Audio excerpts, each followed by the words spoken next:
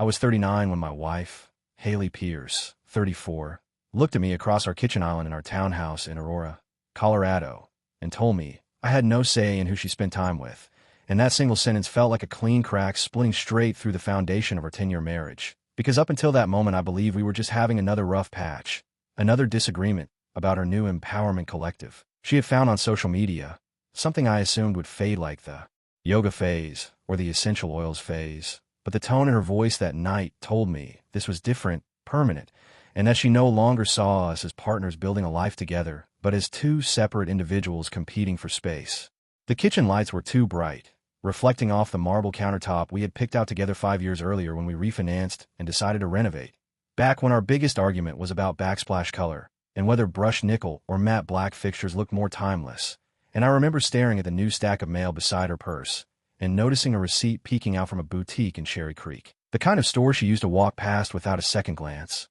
And now, she was wearing designer bracelets that I had never seen before, thin gold bands layered deliberately on her wrist, as if she were trying on a new identity piece by piece. She leaned back against the counter with her arms crossed, defensive in a way that felt rehearsed, and repeated that I was being controlling for even asking why she needed 3 late-night meetups in 1 week with people I had never met and whose last names I did not even know. And the more calmly I tried to speak, the more she escalated, accusing me of stifling her growth, of being threatened by her independence, of wanting her small and predictable. And hearing those words felt surreal, because I was the one who had supported her when she quit her corporate job at 30 to freelance, the one who stayed up late reviewing her proposals and helping her restructure her portfolio, the one who told her she deserved more when she doubted herself. I could feel something shifting inside me as she spoke, not anger exactly, but a kind of cold clarity, because the woman sitting across from me did not sound like the Haley I married at 26 in a small outdoor ceremony in Boulder with our families watching,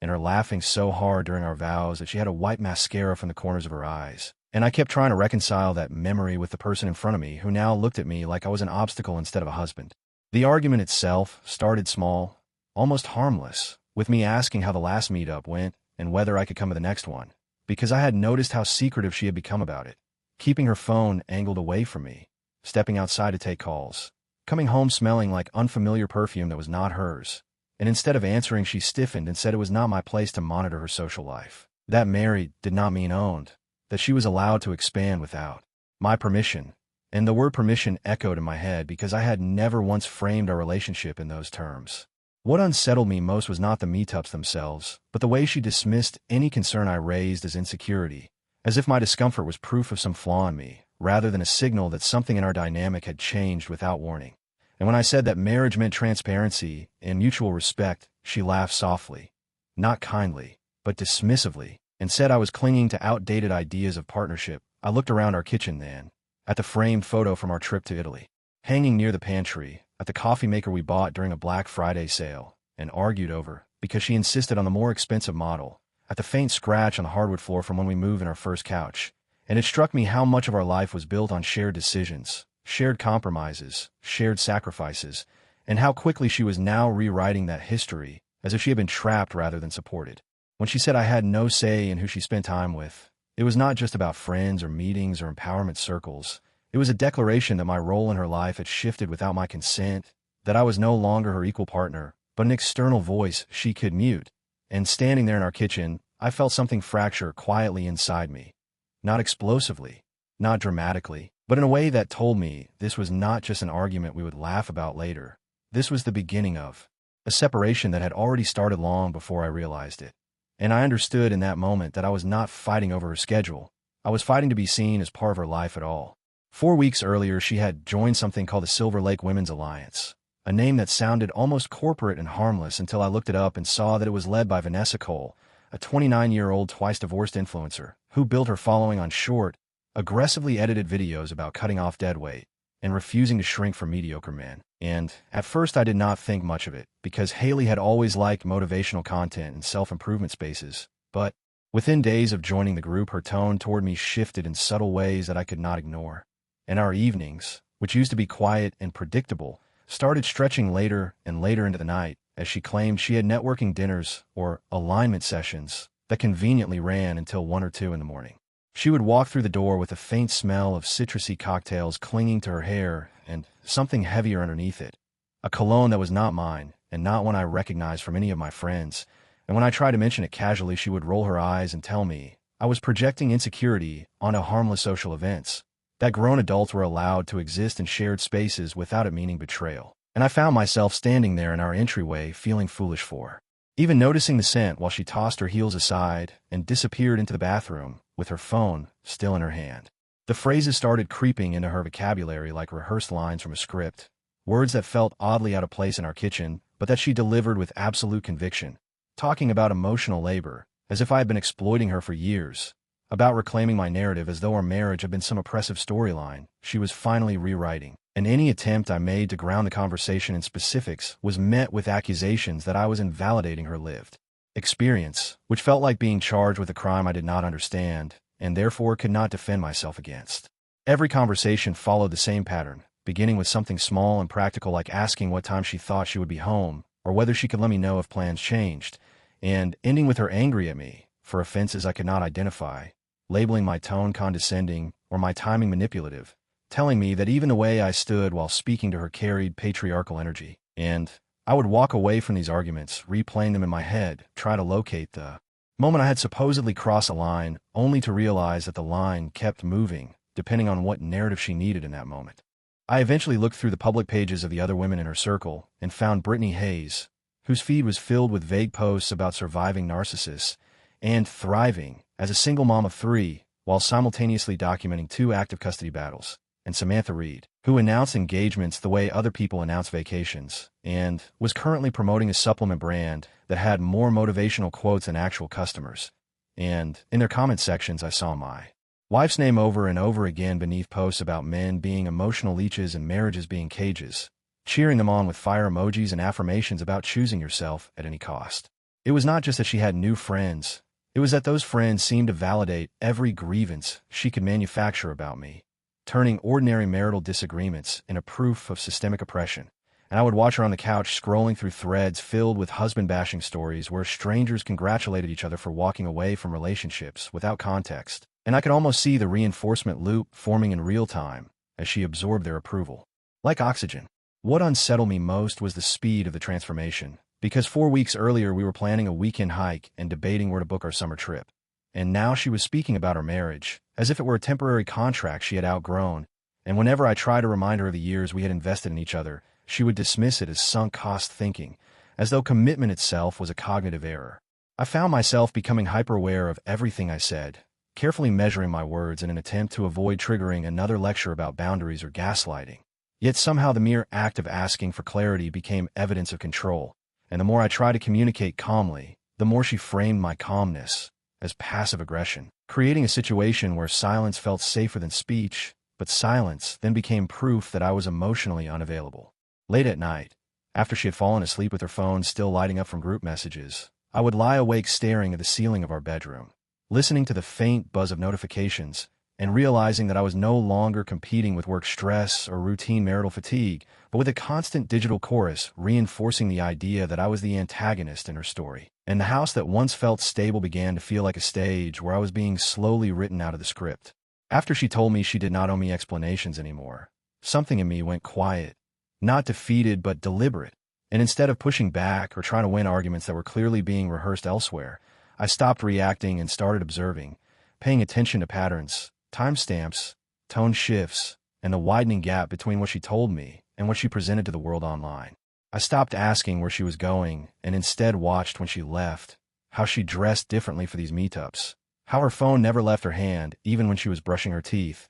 and how she angled the screen away from me in a reflex that had become muscle memory. It did not take much digging to find their public posts because despite all the rhetoric about privacy and boundaries, the Silver Lake Women's Alliance members documented everything. And I found photos from rooftop bars in downtown Denver with the skyline glowing behind them, captions reading freedom season and no more chains, hashtags about rebirth and unlearning patriarchy. And in one particular photo, there was Haley standing under string lights at midnight, holding a margarita with salt on the rim, her head tilted back in laughter, while earlier that evening she had texted me that she was at Vanessa's apartment watching documentaries and having a quiet discussion circle. I remember sitting at our kitchen table with my laptop open, the glow of the screen illuminating the same marble countertop where we once ate takeout and talked about buying a cabin someday, and I took screenshots of everything, not out of rage, but out of clarity, saving images of timestamps, captions, group photos, comments where Brittany Hayes had written things like "Welcome to the other side" and Samantha Reed had replied with crown emojis and statements about shedding dead energy,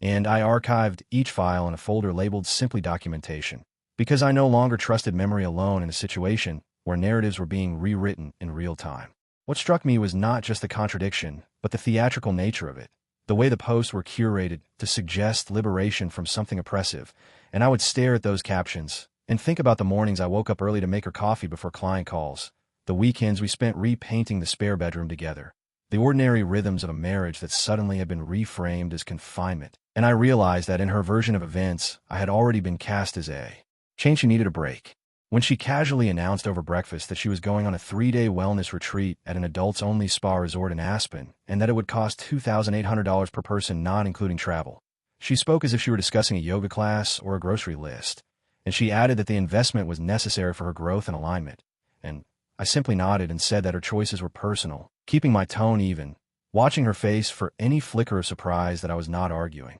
Inside, however, something had settled into place, not anger but resolve, because I understood that if she no longer felt accountable to the marriage, then I needed to understand what that meant legally and financially rather than emotionally. And later that afternoon, while she was out getting her nails done for the retreat, I sat in my car in a quiet parking lot and called a family attorney in Boulder named Gregory Whitman, whose name I had found after a careful search, and I scheduled a consultation under the pretense of exploring options. Sitting in Gregory Whitman's office a few days later, with its neutral walls and framed diplomas, I listened as he explained how divorce worked in Colorado, how assets were divided, what constituted marital property, how documentation mattered, and I took notes calmly, methodically, asking about timelines and procedures rather than hypotheticals, because this was no longer about winning arguments in a kitchen. It was about understanding the legal framework of a life that might soon be untangled. When I drove home from that meeting, the sun was setting over the foothills and the air had that sharp Colorado chill that signals the end of summer, and I realized that I had crossed an invisible line of my own, not by threatening or accusing, but by quietly preparing, and for the first time since she had uttered the words that she owed me nothing, I felt a strange sense of steadiness, because while she was posting about freedom and no more chains, I was learning what it would take to walk away with dignity intact. The Friday she left for Aspen, the air in our townhouse felt unusually still, like the quiet before a storm that had already been forecasted but not yet acknowledged, and I stood in our bedroom doorway watching her pack with a composure that surprised even me as she laid out new lingerie on the bed with the tags still attached, delicate fabric and shades I had never seen her wear before, items she had not shown me and clearly had not purchased for anything that involved our marriage. And when I looked at her, she did not look embarrassed or defensive, but almost irritated that I was present to witness it. She zipped her suitcase halfway, glanced at me, and told me not to make this about our marriage. Her tone clipped and impatient, as if I were the one injecting drama into what she insisted was simply a restorative wellness retreat, and I nodded without responding because any reaction would have fed the narrative she had already constructed about me being threatened by her growth, and I refused to give her that satisfaction in that moment. From the living room window, I watched as Vanessa, Brittany Hayes, and Samantha Reed pulled up in a large white SUV that looked freshly detailed, music already playing loud enough to vibrate faintly through our front door before it even opened, and Haley stepped outside in fitted leggings and oversized sunglasses despite the overcast sky, laughing in a way that felt performative as they hugged dramatically in the driveway, like influencers staging a send-off rather than friends embarking on a quiet retreat. They pre-gamed openly, clinking travel mugs that I knew did not contain herbal tea, posing for quick photos with Aspen-bound captions already drafted in their heads, and I stood slightly behind the curtain observing without being seen, committing the moment to memory not because I wanted to remember the spectacle, but because I understood that clarity often comes from watching without interruption. The second their SUV disappeared down the street, turning left past a row of identical mailboxes and out of sight, the house felt larger and emptier at the same time, and I moved deliberately, not frantically, through each room we had built together over 7 years, documenting every asset with my phone, photographing furniture, electronics, artwork, appliances, even the serial numbers on high-value items, creating a visual inventory that could not be dismissed later as exaggeration or omission. I sat at the dining table with my laptop and accessed our financial accounts, downloading statements, copying transaction histories, and reviewing balances with a level of detachment That would have been impossible weeks earlier. And when I saw the $42,600 sitting in our joint savings account, I calculated precisely half, transferred $21,300 into a separate account under my name only, and left the remaining amount untouched, not as an act of aggression, but as a boundary drawn in numbers. I printed copies of our mortgage documents, insurance policies, retirement account summaries, and tax returns, sliding them into a manila folder labeled simply personal records. And then I walked into our bedroom, now unnervingly quiet without the hum of her blow dryer or the glow of her vanity lights, and packed a duffel bag with essentials, a week's worth of clothes, toiletries, my laptop, the folder of documents, and the small framed photo of my parents from years ago that had always sat on my side of the nightstand. Before leaving, I stood in the center of the living room and took one final look at the house we bought 7 years ago, remembering the excitement of signing the closing papers, the nervous pride of turning the key in the lock for the first time, the weekend spent painting walls and assembling furniture, and I allowed myself exactly one deep breath before locking the door behind me. I drove north toward Fort Collins with the mountains stretching along the horizon, the late afternoon light casting long shadows across the highway, and I called my younger brother Caleb Pierce to confirm I would be arriving that evening, explaining only that I needed a place to stay for a while, and that I would fill him in later, and his steady voice told me his guest room was ready by the time I pulled into Caleb's driveway. I was no longer reacting to my wife's declarations of freedom, but preparing for the legal process that would follow, and as I placed the folder of documents on his kitchen counter, I understood that what she had framed publicly as liberation was about to intersect with legal reality, and I was no longer standing in our kitchen trying to argue my place in her life, but organizing the steps that would formally redefine it. Saturday night, I was sitting at my brother Caleb's kitchen table in Fort Collins, the house quiet except for the low hum of the refrigerator and the distant sound of a college football game playing in the living room, when my phone lit up with a number I did not recognize, an Aspen area code flashing across the screen, and for a moment I considered ignoring it because I had already conditioned myself to expect nothing good from that weekend. But something in me answered anyway, a steady voice, saying hello as if I were bracing for impact. The man on the other end sounded slightly drunk, but not incoherent, the kind of stranger who hesitates before delivering information that does not belong to him. And he told me he found my number listed under husband and my wife's emergency contact information after she left her phone on the bar for several minutes while dancing.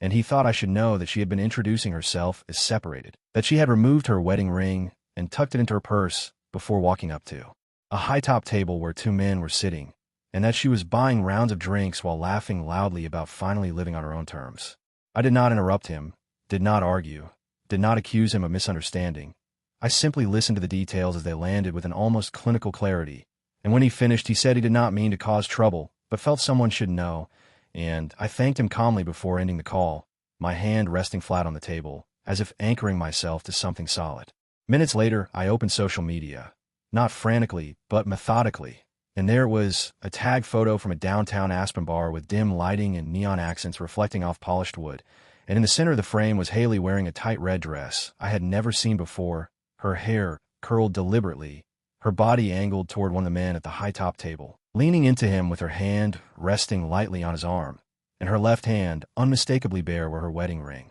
had been for 10 years. The caption beneath the image read, "Living unapologetically," followed by a string of fire emojis and affirmations from Vanessa, Brittany Hayes, and Samantha Reed about shedding the old and stepping into power. And as I zoomed in on the image, I could see the margarita glass in her hand and the expression on her face, not confused or conflicted, but almost triumphant. And in that moment, whatever residual doubt I had been holding on to quietly dissolved. There was no dramatic surge of anger, no shouting, no impulse to call her and demand explanations, because the image itself explained everything with brutal simplicity, and I realized that the version of my wife who once insisted on transparency and shared dreams had been replaced by someone performing liberation at the expense of vows she now treated as optional accessories. I closed the app, set my phone face down on the table, and sat in silence for several minutes, letting the finality settle into me not as heartbreak, but as decision. And then I went into the guest room Caleb had prepared for me, pulled out a yellow legal pad from my duffel bag,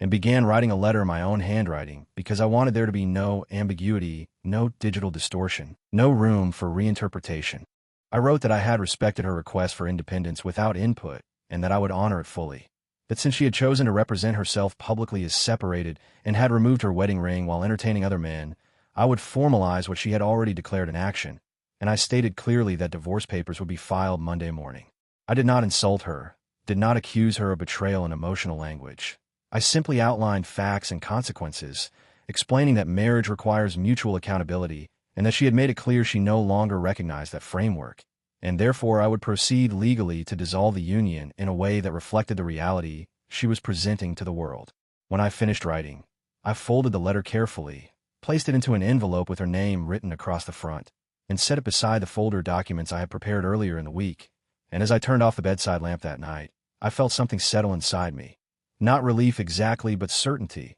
because the last thread of hesitation had snapped under the weight of that image in Aspen, and there was nothing left to salvage that she had not already discarded herself. I left the letter and my wedding ring on the kitchen counter just before dawn, placing them deliberately in the center of the marble surface where we had once shared morning coffee and weekend breakfasts, aligning the envelope so her name faced outward and setting the ring beside it in a small circle of reflected light from the overhead fixture. And then I walked through the house one final time to ensure nothing of mine remained except what would be addressed through legal channels, locking the front door quietly behind me as the sky shifted from deep blue to gray. The drive to Fort Collins felt different that morning, not rushed and not frantic, but steady, as if each mile north was reinforcing the decision I had already made. And by the time I reached Caleb's place, I had silenced my phone, anticipating what would come once she returned from Aspen and found the house empty except for my absence and the letter explaining why. By Sunday afternoon, the calls began, first from her number and then from unknown numbers when she realized I was not answering, the screen lighting up repeatedly as voicemail notifications stacked one after another. And when I finally powered the phone back on long enough to read her text, they shifted rapidly in tone from confusion to outrage to desperation. Messages saying this was insane and that we needed to talk immediately, that I was overreacting and misinterpreting everything, that we could fix this if I would just come home. I responded once, briefly and without emotion, telling her to read the letter carefully and to understand that actions have consequences. And after sending that message, I placed the phone face down on the table and did not engage further, because the time for reactive conversation had already passed and the process had moved into a different phase. Monday morning, Gregory Whitman filed the paperwork as discussed, and by Tuesday a process server delivered the documents to her marketing firm office in Aurora, a place where she had carefully curated an image of confidence and upward momentum. And I later learned that she was handed the envelope in front of coworkers near the reception desk, her expression shifting from confusion to disbelief as she realized the contents were not symbolic, but formal. That afternoon, her social media presence transformed almost instantly. The bold captions replaced with tearful video posts filmed from what looked like her parked car, mascara smudged slightly beneath her eyes, as she spoke about making mistakes and being influenced during a vulnerable period, claiming she had cut off Vanessa Cole and the others, and was taking accountability for poor judgment. Framing herself as someone who had been swept up in rhetoric, she did not fully understand what struck me was not the apology itself, but the silence from the very women who had filled her comment sections with encouragement only days earlier, because when the fallout became real and the legal consequences were no longer abstract slogans about freedom, but binding documents delivered in public, none of them publicly defended her. None of them posted about standing by her through hardship. And the same accounts that once celebrated no more chains offered no visible support when the cost of that narrative materialized. I watched the shift from a distance with a calm I would not have recognized weeks earlier,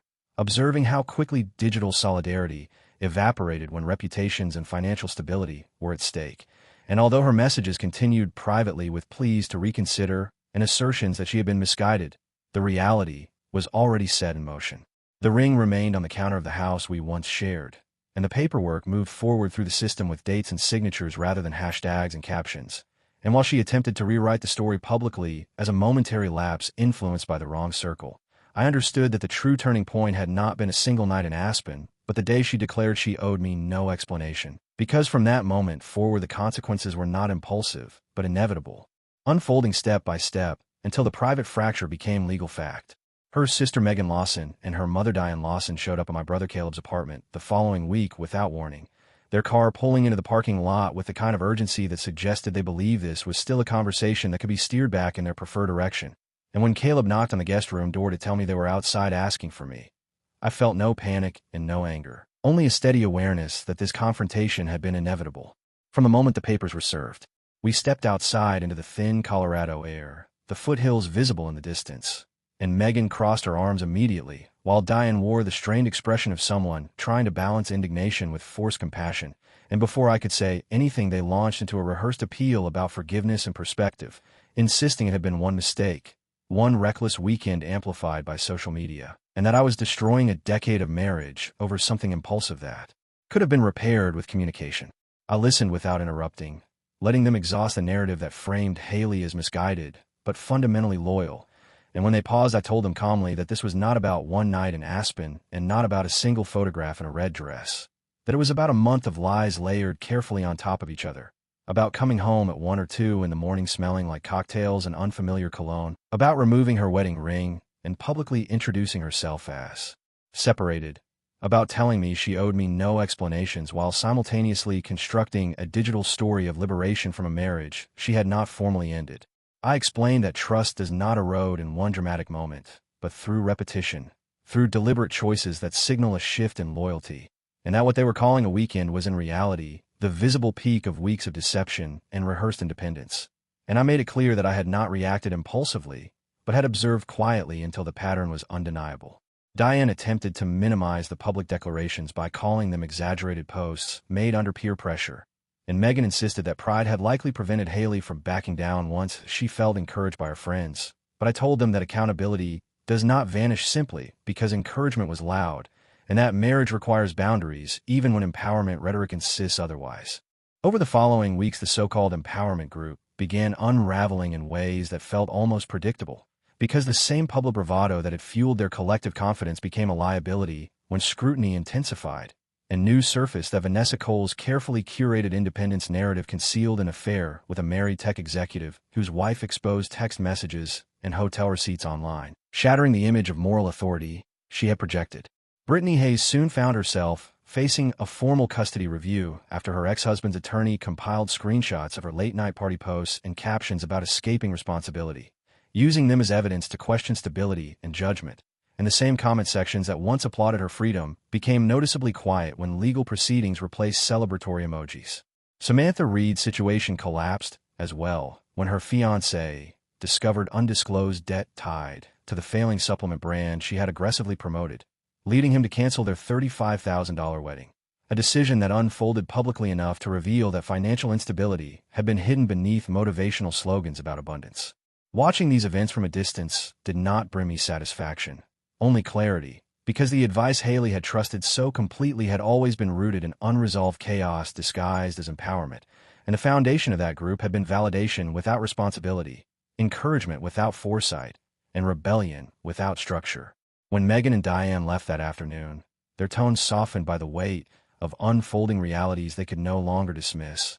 I felt no triumph and no bitterness, only a quiet confirmation that my decision had not been about punishing a single mistake, but about recognizing a sustained shift in values. And as the legal process continued forward, I understood that what had looked like empowerment from the outside had in truth been a network of instability amplifying itself until consequences arrived one by one. 3 months later, the divorce was finalized in a 14-minute hearing at the Arapahoe County Courthouse, and the brevity of it struck me more than anything else, because 10 years of shared holidays, mortgage payments, inside jokes, arguments, reconciliations, and ordinary Tuesday nights were reduced to a sequence of confirmations delivered in a neutral courtroom with beige walls and fluorescent lighting that made everything feel clinical rather than emotional. We stood a few feet apart while the judge reviewed the paperwork Gregory Whitman had prepared, confirming asset division, confirming that neither of us was contesting the settlement, confirming that we both understood the terms. And when the gavel tapped lightly against wood, it did not feel dramatic.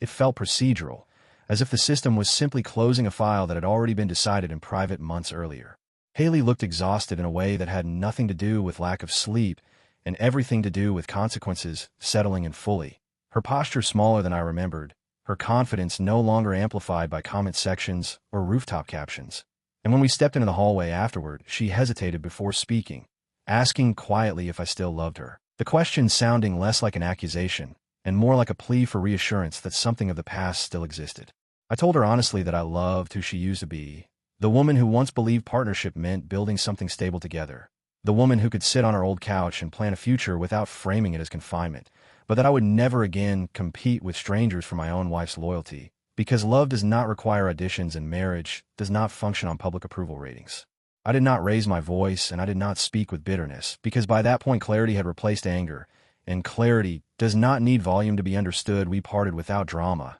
No cinematic goodbye. No sudden reversal. Just two adults walking in opposite directions down a courthouse hallway that smelled faintly of disinfectant and old paper. And as I stepped outside into the Colorado sunlight, I felt lighter, not because the experience had been easy, but because it was finally defined. Now 6 months later, I live in a condo in Denver's River North District, a place with exposed brick walls and large windows that overlook the city lights at night, and the space feels intentional rather than inherited, chosen rather than negotiated, and I have rebuilt routines that are grounded in stability rather than reaction. I was recently promoted at work, a development that came not from distraction, but from focus, because once the emotional noise quieted, I found a clarity that translated directly into performance and consistency. I have reconnected with friends I unintentionally drifted from during the months of tension, rediscovering conversations that are uncomplicated and grounded in mutual respect, and I am cautiously dating someone who is steady and honest, someone who does not perform independence, but practices it responsibly,